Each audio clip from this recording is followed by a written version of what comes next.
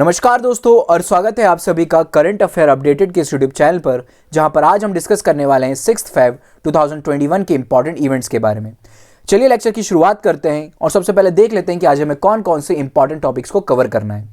सबसे पहले आज हम डिस्कस करेंगे नेशनल एग्रीकल्चर मार्केट के बारे में, इन शॉर्ट ई-नाम। फिर हम डिस्कस करेंगे इंटरनेशनल क्रिमिनल कोर्ट के बारे में और उसके बाद हम डिस्कस करने वाले हैं चौरा चौरी इंसिडेंट के बारे में। चलिए शुरुआत करते हैं लेक्चर की और सबसे पहला टॉपिक को डिस्कस करते हैं जो कि रिलेटेड है नेशनल एग्रीकल्चर मार्केट से। नेशनल एग्रीकल्चर मार्केट का मतलब क्या हुआ, यहां पर आपको दिखाई दे रहा होगा शॉर्ट में क्या लिखा हुआ है, ई नाम, और यहां पर ई का मतलब क्या हुआ, यानी कि ऑनलाइन से रिलेटेड कुछ है। तो ये मार्केट है एग्रीकल्चर प्रोडक्ट्स का, यानी कि यहां पर फार्मर्स अपने एग्रीकल्चर प्रोडक्ट्स को ऑनलाइन बेच सकते हैं। उसके साथ साथ जो ट्रेडर्स वगैरह होते हैं या फिर बिजनेसमैन वगैरह होते हैं वो क्या कर सकते हैं, इसी प्लेटफॉर्म पर जाकर एग्रीकल्चर प्रोडक्ट्स को परचेज भी कर सकते हैं। ठीक है, तो दोनों को ही ये सर्विस प्रोवाइड करता है। कंटेस्ट भी यही है, कुछ 1.69 करोड़ फार्मर्स ने और 1.55 लाख ट्रेडर्स ने इस ऑनलाइन प्लेटफॉर्म के ऊपर अपना रजिस्ट्रेशन करा लिया है। ठीक है, थोड़ा सा और डिटेल में जाते हैं, ई नाम को और डिटेल से डिस्कस करते हैं। तो ई नाम को गवर्नमेंट के द्वारा एस्टैब्लिश किया गया है। ठीक है, गवर्नमेंट की एक एजेंसी है जिसका नाम है small farmers agri business consortium. ठीक है, शॉर्ट में क्या बोला जाता है, एसफैक। ये एजेंसी है जो कि ई नाम को क्या कराती है, इंप्लीमेंट कराती है। ओके, और ये एजेंसी कौन सी मिनिस्ट्री के अंदर वर्क करती है, तो very good, ministry of agriculture and farmer welfare. इसी मिनिस्ट्री के अंदर ये एजेंसी वर्क करती है। इसका मकसद क्या है, ई नाम को इंप्लीमेंट कराना। ठीक है ना, पहला पॉइंट याद रखिएगा, क्वेश्चन यहीं से आएगा अगर आएगा तो। ओके, पहला क्वेश्चन पूछा जा चुका है डायरेक्टली ई नाम से रिलेटेड कि ई नाम है क्या। ठीक है, डायरेक्टली यही क्वेश्चन पूछा गया था यूपीएससी में। आपको यहाँ पर बताना था कि ये क्या है, ऑनलाइन ट्रेडिंग प्लेटफॉर्म है, और 3-4 अलग अलग ऑप्शंस वहाँ पर आपको दिए हुए थे। ओके, अब अगर इससे रिलेटेड डिटेल में क्वेश्चन पूछा जाएगा तो ये पूछ सकते हैं कि इससे रिलेटेड एजेंसी कौन सी है, तो वहाँ पर आपको ये एजेंसी का नाम बताना है। काम आपको समझ में आया क्या है, ये ऑनलाइन ट्रेडिंग प्लेटफॉर्म है, एग्रीकल्चर प्रोडक्ट्स वगैरह को बेचने के लिए यूज किया जाता है। यहां पर हेल्प होती है फार्मर्स की, ट्रेडर्स की और बायर्स की। ठीक है, आगे बढ़ते हैं, इसके एडवांटेजेस को डिस्कस करते हैं। ठीक है ना, तो बेसिक्स एडवांटेजेस हैं, फार्मर्स को क्या हेल्प मिलेगी, फार्मर का जो मार्केट है वो और ज्यादा बड़ा हो जाएगा। ठीक है, फार्मर्स को हेल्प मिलने वाली है। उसके साथ साथ जो लोकल ट्रेडर्स होते हैं मंडीज वगैरह में, उनको भी हेल्प मिलेगी। साथ साथ में जो बल्क बायर्स होते हैं जिनको बहुत ज़्यादा अमाउंट में प्रोडक्ट्स को परचेस करना होता है, उनको भी यहाँ पर हेल्प मिलेगी। और जो एक्सपोर्टर्स होते हैं हमारे, उन्हें भी हेल्प मिलेगी। साथ ही साथ प्रोसेसर्स यानी कि फूड प्रोसेसिंग जो इंडस्ट्रीज होती हैं, उन्हें भी इस प्लेटफॉर्म की मदद से काफ़ी हेल्प मिलने वाली है। किस प्रकार से वर्क करता है, तो सिंपल सा कॉन्सेप्ट है। यहां पर एक तरफ होते हैं हमारे फार्मर्स जिनके पास प्रोडक्ट होता है, ठीक है, और दूसरी तरफ होते हैं बायर जिन्हें प्रोडक्ट को परचेस करना होता है। दोनों जाएं इस प्लेटफॉर्म के ऊपर अपना रजिस्ट्रेशन कराएं। ठीक है, आपके पास फॉर एग्जांपल 10 किलो राइस है, आपको राइस बेचना है, आप वहां पर जाकर बता दें कि भाई साहब हमारे पास इतनी क्वांटिटी में राइस अवेलेबल है। बायर जो रहेगा वो आपको देखेगा, बायर भी वहां पर जाकर ये बता देगा कि मुझे जो है 10 kg राइस की जरूरत है। एग्जाम्पल दे रहा हूं, यहां पर और ज्यादा कुंटल में बात होती है। ठीक है, तो ये जो हमारा जो ऐप होगा, जो नेशनल एग्रीकल्चर पोर्टल होगा, ठीक है, ये पोर्टल क्या करेगा, दोनों को ही मैच कर लेगा कि इसके पास एबिलिटी है और इसको ज़रूरत है। दोनों को मैच कर आप दोनों का सेटलमेंट ये करा देगा। आप यहाँ से पैसे भेजो, आप यहाँ से प्रोडक्ट भेज दो। ठीक है, और प्रोडक्ट के लिए भी यहाँ पर बहुत अच्छी फैसिलिटीज़ वगैरह अवेलेबल है। ये जो बायर होगा ये खुद ही आपके पास आएगा और आपसे बोलेगा कि हाँ अपना जो भी, आपको आने की ज़रूरत नहीं है, हम अपने जो वाहन है आपके पास भेज देंगे, आप घर बैठे बैठे ही अपना जो प्रोडक्ट है वो हमें सेल कर सकते हैं। तो एक बहुत अच्छा इनिशिएटिव है ये गवर्नमेंट के द्वारा। ठीक है, आगे बढ़ते हैं और डिस्कस करते हैं हमारा अगला इंपॉर्टेंट आर्टिकल जो कि रिलेटेड है इंटरनेशनल क्रिमिनल कोर्ट से। यहां पर पहले ही मैं आपको बता दूं, आप इसे इंटरनेशनल कोर्ट ऑफ जस्टिस से कंफ्यूज ना हो। ठीक है, दोनों के बीच में हम डिफरेंस भी देखेंगे इस आर्टिकल के एंड में, लेकिन आपको पहले यहां पर कंफ्यूज नहीं होना है इंटरनेशनल कोर्ट ऑफ जस्टिस से।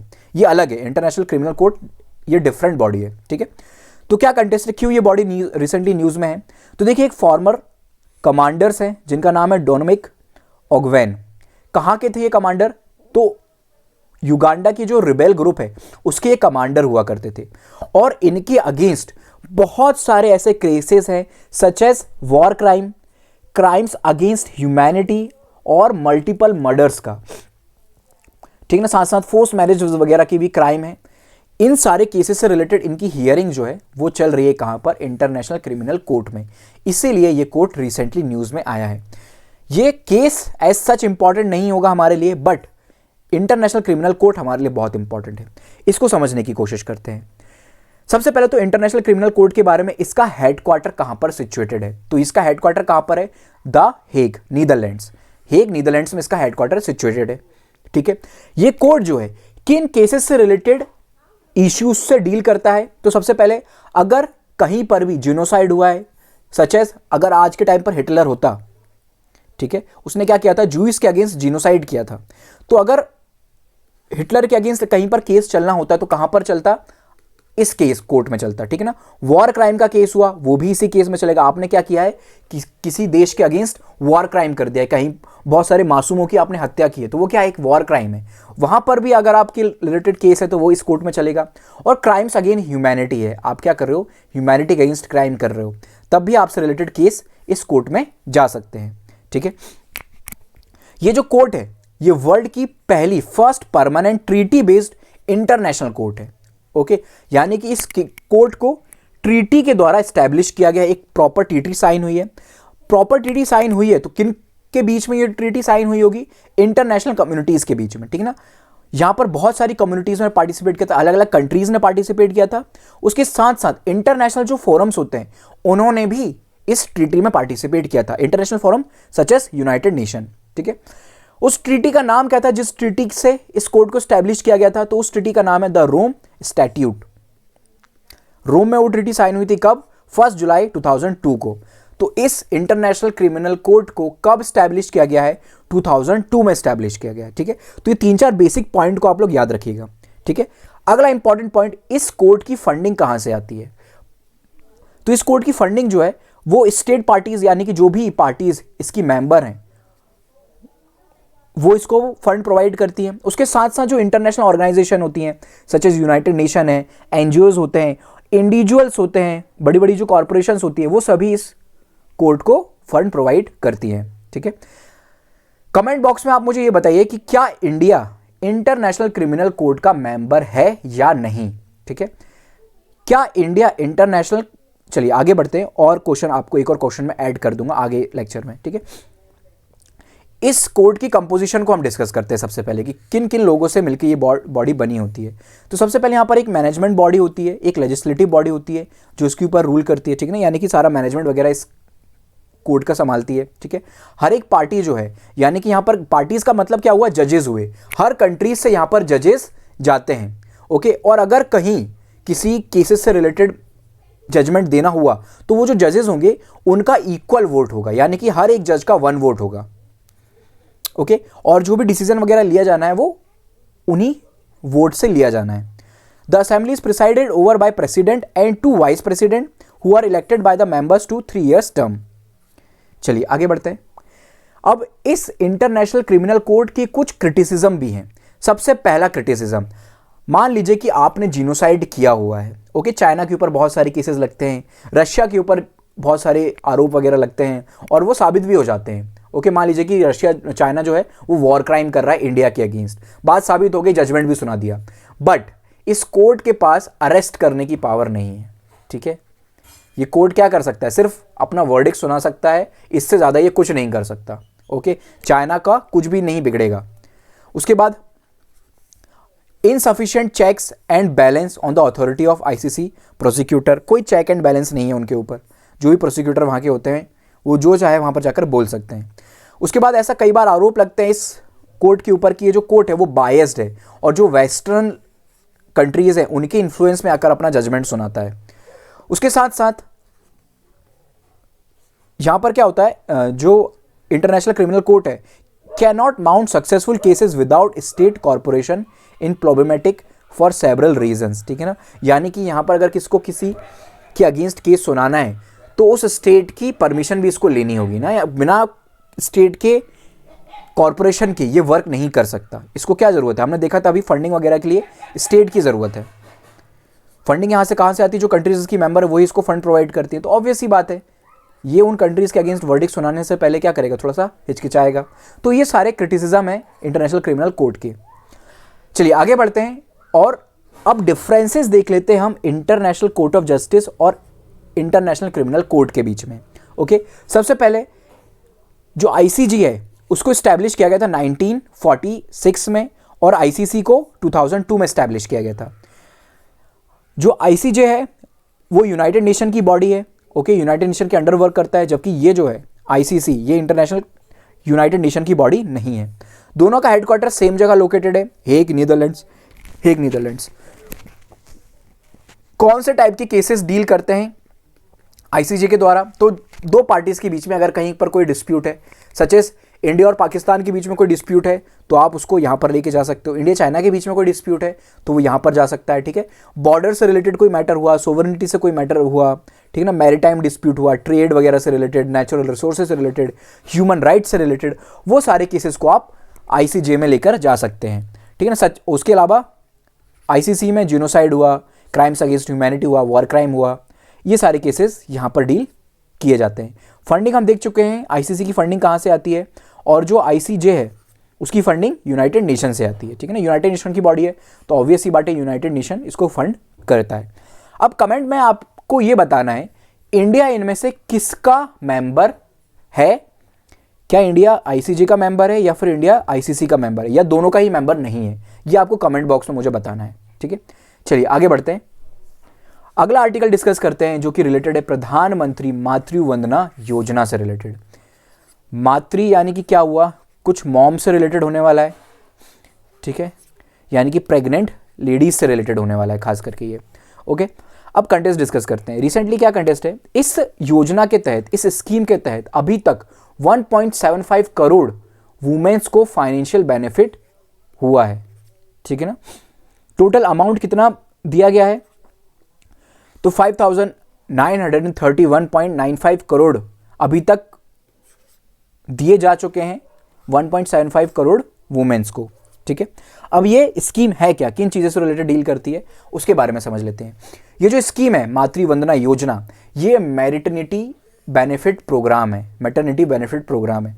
यानी कि अगर आप प्रेग्नेंट हैं तो आपको बेनिफिट दिया जाएगा, आपको कुछ फंड वगैरह दिया जाएगा, कुछ फाइनेंशियल सपोर्ट वगैरह प्रोवाइड किया जाएगा, ताकि आप क्या कर सकें, न्यूट्रिशनल बैलेंस को मेंटेन कर सके। आपको पता होगा जो प्रेग्नेंट वुमेन्स होती हैं, लेडीज होती हैं, उनके न्यूट्रिशनल डाइट मेंटेन करना ज़रूरी होता है।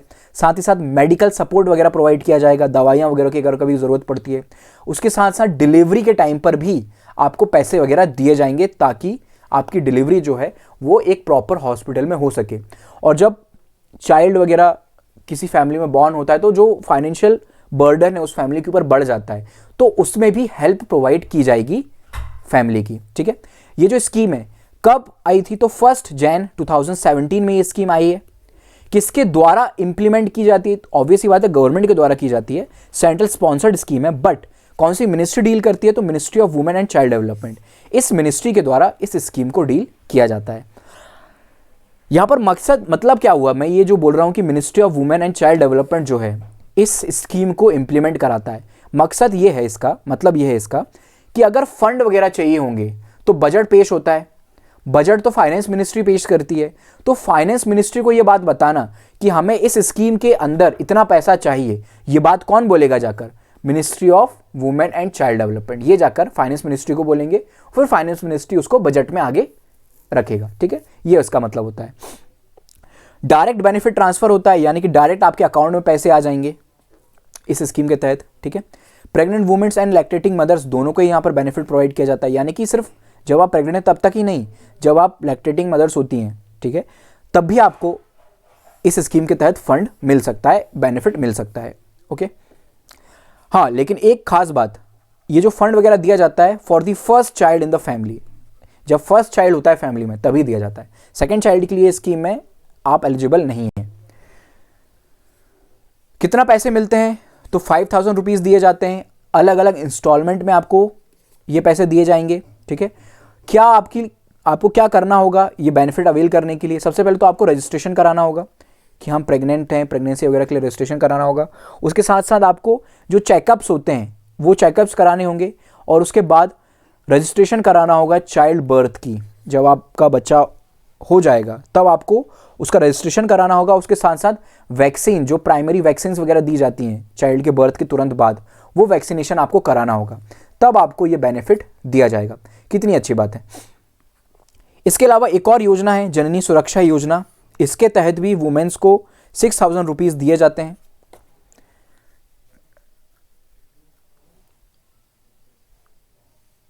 हाँ, अगला इंपॉर्टेंट पॉइंट, इस स्कीम को एक सॉफ्टवेयर के अकॉर्डिंग रेगुलेट किया जाता है। उस सॉफ्टवेयर का नाम है प्रधानमंत्री मातृ Vandana Yojana, a common application software.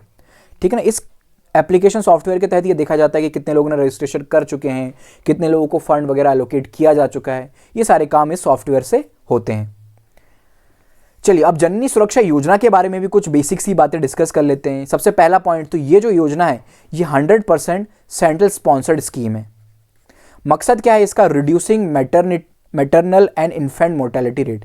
यानी कि क्या होता है, जब डिलीवरी के टाइम पर या तो बच्चे की डेथ हो जाए या माँ की डेथ हो जाए, ऐसे केसेस को हमें कम करना है। ओके, ये मकसद है इस स्कीम का। यहां पर क्या किया जाता है, क्या बेनिफिट मिलता है, जो प्रेग्नेंट वुमेन्स होती हैं उन्हें कैश असिस्टेंट वगैरह दिया जाता है ताकि वो अपनी देखभाल कर सकें। जो मेडिकल वगैरह हेल्थ फैसिलिटी सपोर्ट होता है वो दिया जा सके।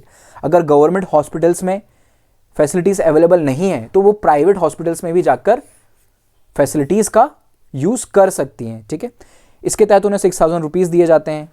ठीक है, और प्लस जो आशा वर्कर्स होती हैं, आशा वर्कर्स का मतलब क्या है, एग्रीडेड social health activist, in workers का भी यूज़ वो मदद ले सकती हैं इनकी वो। चलिए आगे बढ़ते हैं और डिस्कस करते हैं एक छोटा सा इंपॉर्टेंट आर्टिकल। इसके बारे में हम पहले भी डिस्कशन कर चुके हैं, रिसेंटली भी ये न्यूज़ में रहा है, इसलिए हम इसको और दोबारा से डिस्कस कर लेते हैं। क्या है आर्टिकल का नाम, मोनपा हैंडमेड पेपर। ठीक है, ये जो पेपर है नाम से ही समझ में आ रहा है हैंडमेड है, यानी कि हाथों से बनाया जाता है। कहाँ पर फेमस है, तो अरुणाचल प्रदेश में ये फेमस है। 1000 ईयर ओल्ड हेरिटेज है, हजारों साल पहले से ये पेपर हाथों से बनाया जा रहा है। ठीक है, कहाँ से ओरिजिनेशन इसका देखने को मिलता है, तो मोपास से इसका ओरिजिनेशन देखने को मिलता है। ओके, तवांग एक जो कम्युनिटी है या फिर एक जो एरिया है, लोकल कम्युनिटीज, लोकल कस्टम, वहां पर ये काफी ज्यादा फेमस है। और सुगु सेंग एक ट्री का नाम है, सुगु सेंग, उस ट्री से इस पेपर को बनाया जाता है। ठीक है, पहले भी हम डिस्कस कर चुके हैं, यही कुछ बेसिक पॉइंट्स हैं इस आर्टिकल के। इतना ही डिस्कशन काफ़ी होगा इस आर्टिकल से रिलेटेड, बहुत ज़्यादा डिटेल में डिस्कस करने की ज़रूरत नहीं है। आगे बढ़ते हैं और अब डिस्कस करते हैं जिस आर्टिकल को हमें डिटेल में डिस्कस करना है, उसका नाम है चौरा चौरी इंसिडेंट। चौरा चौरी इंसिडेंट सभी ने पढ़ा है हिस्ट्री में इसके बारे में। क्यों ये रिसेंटली न्यूज़ में है, क्योंकि इसके हमने क्या किया है, 100th एनिवर्सरी रिसेंटली सेलिब्रेट की है। 4 Feb 1922 को ये इंसिडेंट हुआ था और इसकी अब हम क्या कर रहे हैं, 100th एनिवर्सरी सेलिब्रेट कर रहे हैं। इसी के उपलक्ष्य में क्या किया गया है, प्राइम मिनिस्टर के द्वारा एक पोस्ट कार्ड स्टैम्प जो है, एक पोस्ट स्टैम्प उसको रिलीज किया गया है। ओके, क्या है पूरा मैटर उसको डिटेल में समझेंगे अभी। सबसे पहले चौरा चौरी है क्या, तो ये एक प्लेस का नाम है। कहाँ पर है ये प्लेस, तो गोरखपुर डिस्ट्रिक्ट ऑफ उत्तर प्रदेश, वहां पर ये चौरा चौरी सिचुएटेड है। ओके, हुआ क्या था इस दिन, तो देखिए चौरा चौरी के दिन क्या हुआ था, यानी कि जो ये जो इंसिडेंट है इसमें क्या हुआ था, कुछ वायलेंट लार्ज ग्रुप ने क्या किया था, जो चौरा चौरी में पुलिस स्टेशन था उसमें आग लगा दी थी और उस आग में टोटल 22 पुलिसमैन की डेथ हो गई थी। ठीक है, तो ये है चौरा चौरी इंसिडेंट। अब इसको और थोड़ा सा डिटेल में डिस्कस करते हैं। देखिए 1922 में जाते हैं, 1920 में जाते हैं और उस टाइम पर पूरे देश में एक बहुत बड़ा मूवमेंट चलाया जा रहा था, जिस मूवमेंट का नाम था नॉन कॉपरेशन मूवमेंट। इस मूवमेंट को कौन लीड कर रहे थे, तो हमारे गांधी जी इस मूवमेंट को लीड कर रहे थे। इस मूवमेंट में क्या हो रहा था, तो हम क्या कर रहे थे, फॉरेनर्स का बॉयकॉट, उनके जो प्रोडक्ट्स होते हैं उसको बॉयकॉट कर रहे थे, स्वदेशी अपना रहे थे। ठीक है, और refusing to assist our ruler who misrules, जो भी ब्रिटिशर्स हैं उनको हेल्प करने से हम मना कर रहे थे। जो भी आपके गवर्नमेंट एम्प्लॉयज़ थे उन्होंने अपनी जॉब से रिज़ाइन कर दिया, प्रोफेसर्स ने रिज़ाइन कर दिया, स्टूडेंट्स वगैरह स्ट्रीट पर आ गए। एक बहुत बड़ा मास मूवमेंट चलाया जा रहा था। इसी के साथ साथ जो खिलाफत मूवमेंट है उसको भी इसी मूवमेंट के अंदर मर्ज कर दिया गया। ये गांधी जी का करिश्मा था कि खिलाफत मूवमेंट को और नॉन कॉपरेशन मूवमेंट को उन्होंने अपने एक मूवमेंट के अंदर मर्ज कर दिया। दो अलग अलग इश्यूज थे। खिलाफत मूवमेंट का अलग इशू था, उसमें क्या था, इस टाइम पर वर्ल्ड वॉर 1 चल रहा था, ठीक है। वर्ल्ड वॉर 1 के टाइम पर क्या हो रहा था, जो ऑटोमन एम्पायर है, यानी कि जो आज का प्रेजेंट डे टर्की है, वहां से खलीफा को हटा दिया गया था। तो जो इस्लामिक कम्युनिटी है, उनके जो सेंटिमेंट्स थे वो हर्ट हुए थे, तो उसके अगेंस्ट खिलाफत मूवमेंट चलाया जा रहा था। लेकिन अब गांधी जी का करिश्मा ये था, इतना बड़ा करिश्मा था उनका, उन्होंने इन दोनों इश्यूज को मर्ज कर दिया और एक बड़ा इशू सामने लेकर आए लोगों के सामने, ठीक है। बहुत ज़्यादा अच्छा ये मूवमेंट चल रहा था। लेकिन फिर क्या होता है, 4 फरवरी को 1922 में कुछ प्रोटेस्टर्स रहते हैं, वो कहाँ पर प्रोटेस्ट कर रहे थे, चौरा चौरी में प्रोटेस्ट कर रहे थे। इसी मूवमेंट में वो पार्टिसिपेट कर रहे थे। तो उसमें क्या हुआ, चौरा चौरी में जो पुलिसमैन थे, उन्होंने क्या किया, कुछ फायर वगैरह कर दिया भीड़ के ऊपर। तो उस भीड़ में क्या हुआ, कुछ लोगों की डेथ हो गई, गोलियां वगैरह लगी और कुछ लोग, काफ़ी लोग इंजर्ड भी हुए। इससे क्या हुआ, जो वो ग्रुप था, ठीक है, जो क्राउड था, वो वायलेंट हो गया और उन्होंने क्या किया, जो पुलिस स्टेशन था उसमें जाकर आग लगा दी, ठीक है। और जो लोग उस पुलिस स्टेशन से बचकर बाहर निकल आए, उन्हें या तो उन्होंने मार दिया पीट पीट कर, या तो फिर दोबारा से उठाकर वापस से पुलिस स्टेशन के अंदर फेंक दिया, आग के अंदर दोबारा से फेंक दिया। इसमें क्या हुआ, 22 पुलिसमैन की डेथ हो गई, ठीक है। अब इसका रिएक्शन क्या हुआ, इस इंसिडेंट का रिएक्शन क्या हुआ। सबसे पहले तो ब्रिटिशर्स ने क्या किया, जितने भी लोग इसमें इन्वॉल्व थे चौरा चौरी इंसिडेंट में, उन्हें पकड़ा और 172 के अगेंस्ट क्या हुआ, उनको सेंटेंस दे दी गई, डेथ सेंटेंस, ठीक है। लेकिन उनमें से सिर्फ 19 को ही एग्जीक्यूट किया गया, यानी कि उनको क्या कर दिया गया, हैंग टू डेथ कर दिया गया, फांसी की सजा दे दी गई।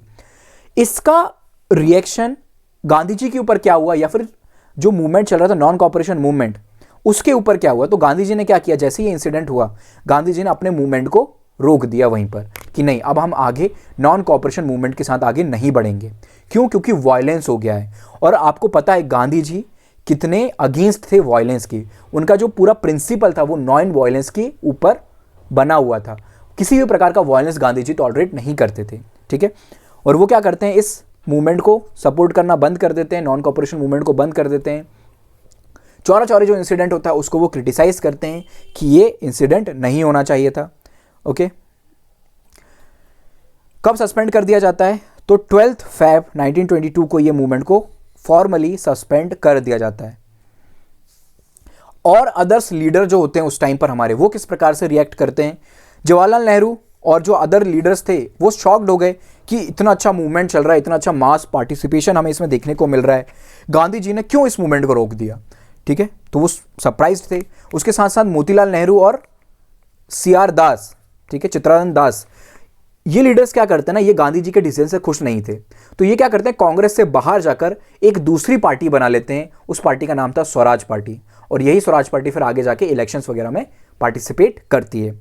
तो ये सब बैकग्राउंड में चलता है।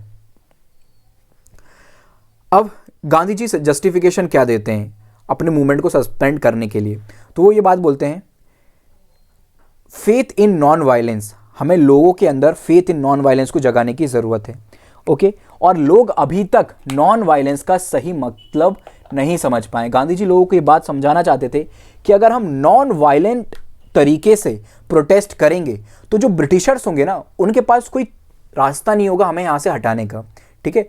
अगर आप वायलेंस करते हो तो सरकार आपको बहुत ईजिली क्रस्ट कर सकती है, जैसे कि अभी भी हमें देखने को मिल रहा है। अगर फार्म प्रोटेस्ट वायलेंट हो जाते हैं तो गवर्नमेंट क्या करती है, उनको बहुत ईजिली सरप्राइज कर सकती है, क्योंकि गवर्नमेंट के पास पावर है, उनके पास फोर्सेज हैं, ठीक है, उनके पास आर्मी है, उनके पास पुलिस है, उनके पास आपकी आर्म्ड फोर्सेज हैं, वो उनका यूज करके आपको सप्रेस कर देंगी बहुत ईजिली, लाठियों से मार मार के आपको वहां से हटा देंगी, भगा देंगी। लेकिन अगर आप नॉन वायलेंट प्रोटेस्ट कर रहे हैं, तब अगर सरकार आपके खिलाफ वायलेंस का यूज करती है, आपके खिलाफ फोर्सेस का यूज करती है, तो ये क्या बनता है, इंटरनेशनल कवरेज बन जाता है, ठीक है। जैसे कि अभी क्या हुआ, जैसे ही गवर्नमेंट ने क्या किया, फोर्सेस का यूज करना स्टार्ट किया, बॉर्डर्स वगैरह पर क्या किया, फेंसिंग वगैरह करना स्टार्ट कर दिया, क्या बन गया, इंटरनेशनल मैटर बन गया। पूरी दुनिया की नजरें अब यहां पर आ गई हैं कि देखिए ये जो सरकारें हैं वो क्या कर रही हैं, अपने ही लोगों को रोकने की कोशिश कर रही हैं। ये पूरा एक वो नैरेटिव बन रहा है। ऐसा ही कुछ नैरेटिव गांधी जी उस टाइम पर उस टाइम की गवर्नमेंट के अगेंस्ट बनाना चाहते थे। हम क्लियर कर दें, फार्म जो अभी चल रहा है सिर्फ मैंने उसी को आपके सामने रखा है बातें, किसी भी प्रकार का कोई स्टैंड मैं यहां पर नहीं ले रहा हूं अभी फिलहाल के लिए, ठीक है।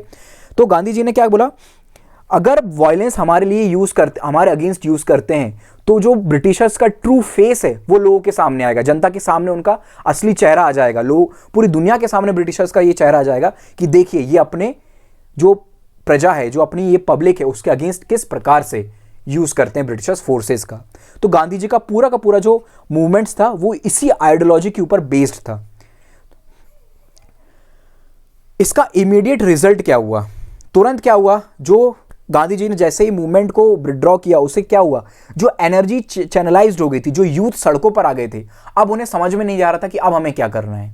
ओके, हमारा जो लीडर है वो तो पीछे हट गया है, तो जो यूथ थे वो क्या हो गए, रेवोल्यूशनरी की तरफ चले गए, रेवोल्यूशनरी एक्टिविज्म की तरफ चले गए। वहीं से हमें रेवोल्यूशनरी एक्टिविटीज़ भी देखने को मिलती हैं। बहुत सारे जो हमारे लीडर्स हैं, राम प्रसाद बिस्मिल, सचिन सानियल, अशफाक उल्ला खान, जतिन दास, भगत सिंह, भगवती चरण वोहरा, इन सारे पेट्रियट का राइज हमें देखने को मिलता है वहां से। ठीक है, चलिए, सो गाइस ये था हमारा आज का डिस्कशन। उम्मीद है आपको ये डिस्कशन समझ में आया होगा। अगर आपको ये डिस्कशन पसंद आ रहा है तो प्लीज़ वीडियो को लाइक करें, शेयर करें, कमेंट करके हमें ज़रूर बताएं कि लेक्चर सीरीज़ आपको कैसी लग रही है। Thank you so much for the discussion. Have a good day.